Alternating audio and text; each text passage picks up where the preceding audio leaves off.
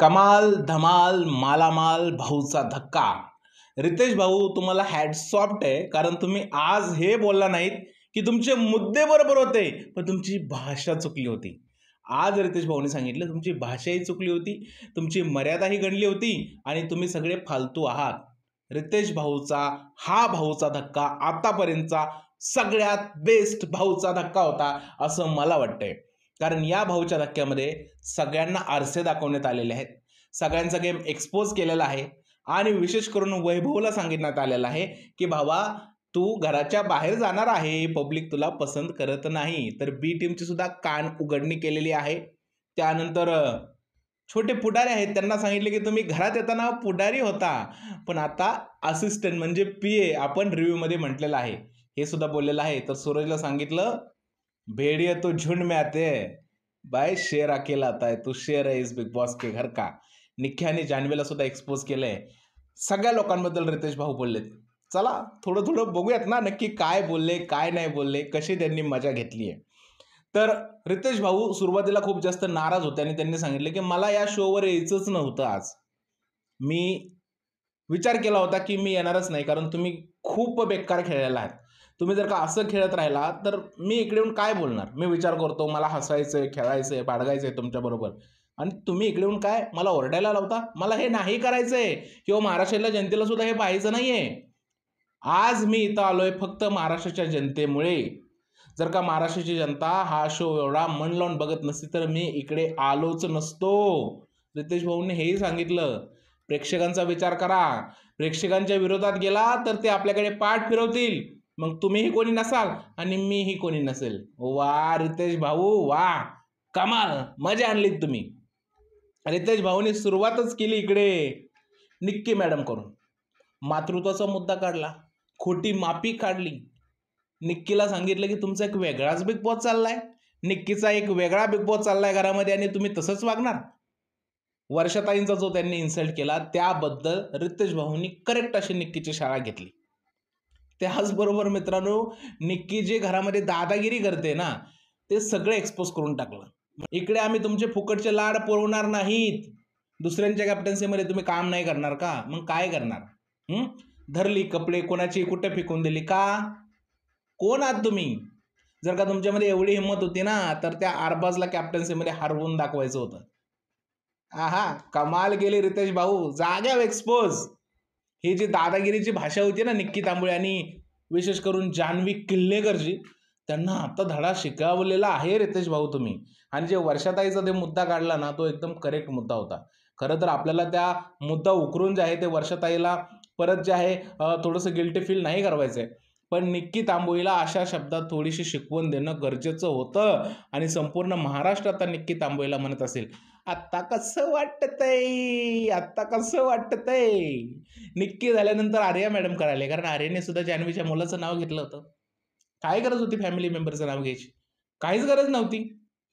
तरी पण याच्यावरती क्लेरिफिकेशन देते, अरे ऐक ना माफी मागा आणि निघ ना, कशाला क्लेरिफिकेशन देत बसली आहे। रितेश भाऊ तुमचे माफी घेण्याच्या मूडमध्येच नव्हते किंवा तुमचं ऐकण्याच्या मूडमध्येच नव्हते। डायरेक्ट नाद नाही करायचा भाऊचा। भाऊने आज खतरनाकवाली शाळा घेतली आहे। त्यानंतर आले भाऊ वैभवकडे आणि मालवणी भाषेचा मुद्दा निघाला ना भाई, संपूर्ण महाराष्ट्राच्या हृदयाला भेटणारा मुद्दा जो आहे तो रितेश भाऊने काढला। मराठी भाषेचा अपमान सहन केला जाणार नाही भावांनो।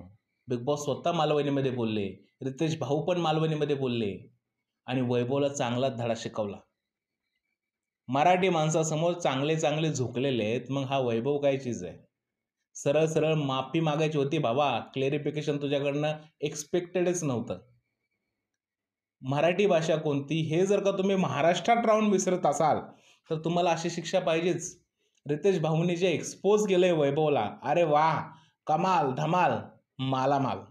खरंच चांगलं वाटलं। रितेश भाऊंनी मराठी भाषेचं एवढं महत्त्व जे आहे ते घरातील लोकांना समजून सांगितलं। आणि जे कोणी अजूनपर्यंत मराठीचा आपल्या मराठी बिग बॉसचा रिस्पेक्ट करत नाही त्या लोकांना अशीच जी आहे शिकवण रितेश भाऊंनी दिली पाहिजे।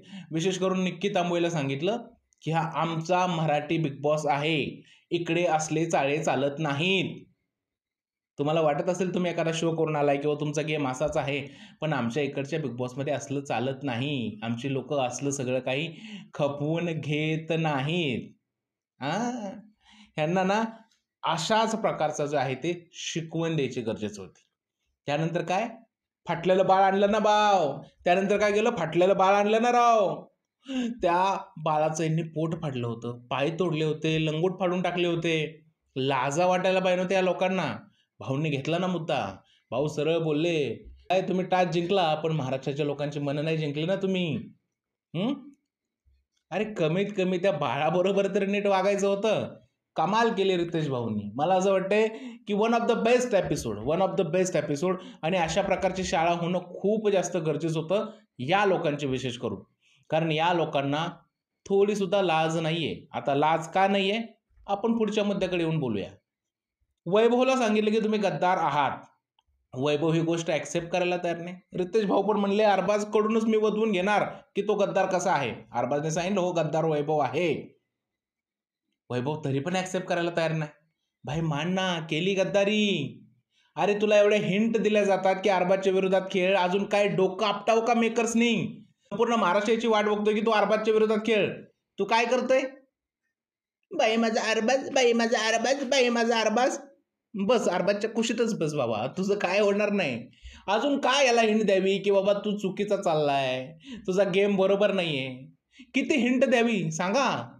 एवढं करून सुद्धा जर का ये रे माझ्या मागला असेल वैभवचं, तर यापेक्षा वैभवच्या ऐवजी दुसरी एखादी चांगली वाईल्ड कार्ड एंट्री आणा आणि त्यांना भिडवा या वैभव आणि अरबाज बरोबर. मग बघायला कशी मजा येते बघा. भाऊंनी जे एक्सपोज केलं ना वैभवला, मला सिरियसली असं वाटलं, की ह्या लोकांना या ट्रीटमेंटची गरज होती. भाई तू स्पष्टपणे एका टीममध्ये राहून दुसऱ्या टीमसाठी खेळला आणि तुझ्यात ही धमक नाही सांगायची, की हो मी या लोकांबरोबर गद्दारी केली. मग कसला रे गद्दार तू? कसला गद्दार तू?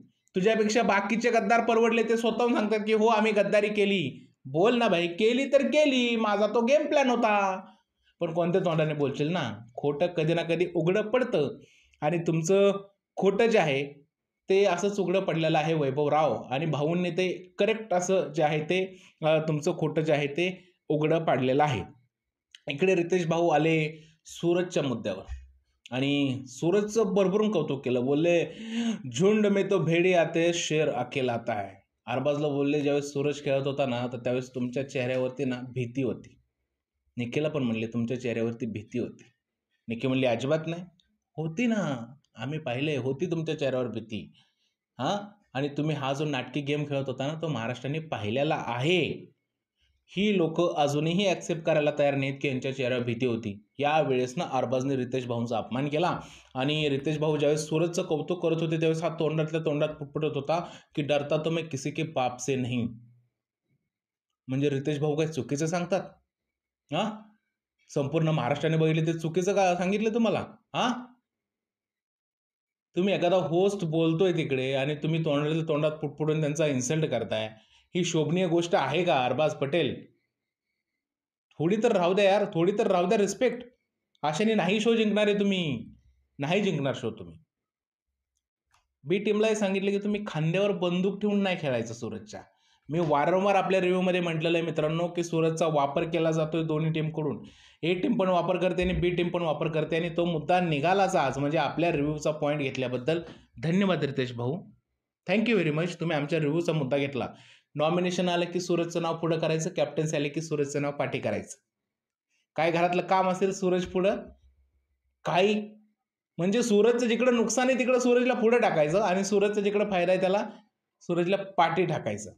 ही जी घरातील मेंटॅलिटी आहे ही सुद्धा भाऊंनी एक्सपोज केली. धन्यवाद भाऊ. आणि आपण हा मुद्दा वारंवार उचललेला आहे. तुम्ही जर का रेग्युलर रिव्ह्यू पाहत असाल तर तुम्हाला कळलं असेल की मी काय काय मुद्दे उचललेले आहेत. सूरजचाच विषय काढला तर रितेश भाऊंनी हा पण मुद्दा काढला की तुम्ही सूरजला ब्लॉक केलं होतं. सूरजने तुम्हाला मारलं नव्हतं. तुम्ही हा रडका गेम खेळलेला आहात. तुम्ही ताकदीचा वापर करता हे आम्हाला पटलेलं नाही. त्यावेळेस पण अरबाज काही गोष्टी मानायला तयार नव्हता. सरळ सरळ तो रितेश भाऊंची डिसरिस्पेक्ट करताना मला इकडे दिसत होता. मग रितेश भाऊंनी सुद्धा अशा लोकांना एकदम सरळ करायला पाहिजे. डायरेक्ट बुक्कीत टेंगुळ आणायला पाहिजे असं मला वाटतंय आणि तिकडे ते होणारच आहे. त्याच्यानंतर मला असं वाटतंय की रितेश भाऊ जे आहेत ते एक प्रश्न विचारत होते की असं कोणाकोणाला वाटतंय की घरामध्ये सगळं सगळ्याला कळतं. त्यावेळेस वर्षाताईंना प्रश्न समजला नाही. आय थिंक ताई झोपल्या होत्या की काही मला समजलं नाही, कारण बोलून पण त्या थोड्याशा कन्फ्यूज झाल्या किंवा एका विचारात होत्या कोणत्या तरी, अचानक कोणीतरी त्यांना बाउन्सर टाकला असं ताईंचं झालं. एक महत्त्वाची गोष्ट बोलायची मित्रांनो इकडे, ती म्हणजे ज्या ज्या वेळेस रितेश भाऊ बी टीमच्या लोकांना काहीतरी सांगत असतात किंवा त्यांच्या चुका सांगत असतात ना, त्यावेळेस जान्हवी आणि निक्कीची खूप मजा असते. त्यावेळेस त्यांचं तोंड कशी होतात बघा. निक्कीचं, जान्हवीचं, हे काय असतं हा? अरे तुमच्याही चुका सांगितल्या की त्यावेळेस कशी तोंड होतात? काय सांगताय तुम्ही? हे आम्ही असं वागलोच नाही. आणि दुसऱ्याच्या चुका सांगितलं. अरे काय यार, म्हणजे महाराष्ट्रातील जनतेने हसायचं का काय रडायचं तुमच्यासाठी काय हा? थोडं तरी समोरच्या होस्टचं ऐका यार. तो बाहेरून शो बघून येतो, तुम्हाला दिशा दाखवत असतो गेमची, आणि तुम्ही त्याचा डिसरिस्पेक्ट करताय कशाची? काय चाललंय? हसत असतील रे तुमच्यावर लोक, हसत असतील. जरा थोडे तरी ठेवा, थोडी तरी ठेवा. खतरनाक असा भाऊचा धक्का झालेला आहे. सगळे मुद्दे कव्हर झालेत मित्रांनो, बघायला खूप मजा आली आहे. त्याचबरोबर मित्रांनो, भाऊ अजून एक धक्का देणार आहेत. धक्का म्हणजे इव्हिक्शनची एक नवीन रूम उघडलेली आहे भाऊंनी, आणि सांगितलेलं आहे की उद्या धमाका होणार आहे, तर उद्याचा एपिसोड अजिबात मिस नका करू. आता कोण घरातून बाहेर जाणार आहे, काय होणार आहे, ते आपल्याला उद्या संध्याकाळी समजेलच. आणि वाईल्ड कार्ड एंट्री सुद्धा होणार आहे असं समजत आहे. तर बघूयात काय होतंय. रितेश भाऊंनी सगळे मुद्दे कव्हर केलेले आहेत. त्यामध्ये सॅल्यूट आहे तुम्हाला. मजा आली आजचा भाऊचा धक्का बघून. कोणाकोणाला वाटलं की आजचा भाऊचा धक्का सॉलिड होता आणि आतापर्यंतचा बेस्ट होता, प्लीज मला कमेंटमध्ये सांगा. हा व्हिडिओ आवडला असेल तर त्याला लाईक करा, शेअर करा आणि चॅनलला सबस्क्राईब करायला विसरू नका. भेटूया पुढच्या व्हिडिओमध्ये. तोपर्यंत भारत माता की जय.